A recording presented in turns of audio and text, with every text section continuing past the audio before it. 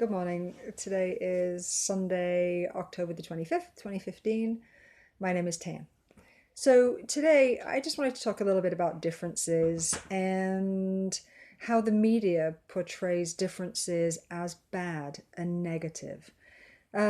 A friend of mine is going through some stuff at work and also gossip, right? I mean, how negative is gossip when people choose to say things about others because they don't understand this person's journey or where they're from, or they just want to have this titillating conversation over coffee at work, which is so detrimental and so high school. You know what?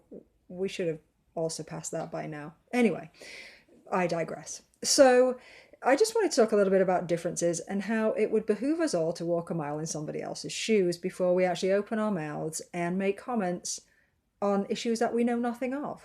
So, Facebook. I'm on Facebook like everybody else. I'm one of the masses. And I had noticed yesterday a beautiful piece that was written by a plus size model who fluctuates between size 12 and 16. And really, a plus size at size 12? Isn't that like the average size of the average woman? But the media tells us that that's not cool. And the media has this really unrealistic view of what, because of photoshopping and what they think sells. And the message that we're giving to young girls and young guys now is really sad. It's don't be comfortable in your own skin. It's look at this ideal. Well, who puts this ideal out there? A friend of mine has an idea, and she said the reason that we push the ideal of small and petite people is because clothing manufacturers don't want to pay big bucks to put clothing on regular sized people. I don't know. I agree with that. I just think it's a funny theory. Um, so, really, think about what we say before we say it and how detrimental it could be to somebody. So, if you're a person that's gay in the world, say, and I'm openly gay, and I've had my fair share of negativity and negative comments throughout my life without people even asking me a question. And to be gay in the world isn't easy, even though, yes, now we can get married. There's still bigotry out there. There's still people that don't understand that, I choose to love who I choose to love, based on lots of reasons. And sexuality is a gray area. I mean, Kinsey said that eons ago, and we still don't get it. We still don't want to admit that. Um, so, and sex. I mean, sex is only a physiological response to stimuli. So, does it really matter who we choose to have sex with? Because really, a physiological response to stimuli is one thing. But choosing to love another human being and be with that human being and appreciate them for who they are, that speaks volumes. That should be what we're all about, right? Regardless of gender, gender's fluid. So, getting back to our plus size model article, why do we evaluate people based on pounds and ounces? The weight of a person should not be measured by how much they physically weigh. The weight of a person in the world should be about the size of their heart and soul and what they bring to this world and what their journey is and what we can learn from them and their journey, right? Again, we just got to listen and talk and communicate and just be there for each other and have that want of knowledge. I want to know where you've been. I want to know what your journey is. I want to know what brings you to this point in life. I need to learn from you. I want people to be interested in my story. I, it You know what, we lack so much because we do everything online anymore. We don't really pay attention to each other when we speak. I mean, when somebody's speaking to you, maybe even now, maybe you're watching this and you're going, oh my God, Ten, hurry up, get this over with. You know what? Maybe you're a friend and I've asked you to watch this and you're thinking, oh, good God, like speed it up because my phone's ringing or somebody's on Facebook or the internet or there's something, right? So we lose this basic connection because we want to do something else. We want to be somewhere else. But then where does that leave us? It leaves us with no empathy. It leaves us totally desensitized to the actual plight of somebody and somebody's actual feelings.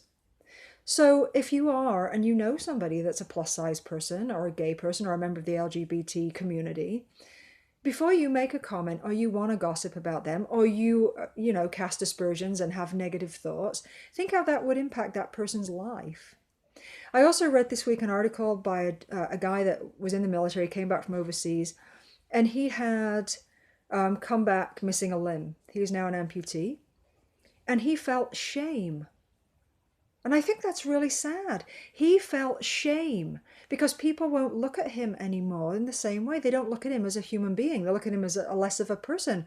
So why do we do that? Why do we say to people when they go away, yay, thank you so much, Mr. Military or Ms. Military, for protecting us and being peacekeepers in the world and doing the right thing. And that's very honorable.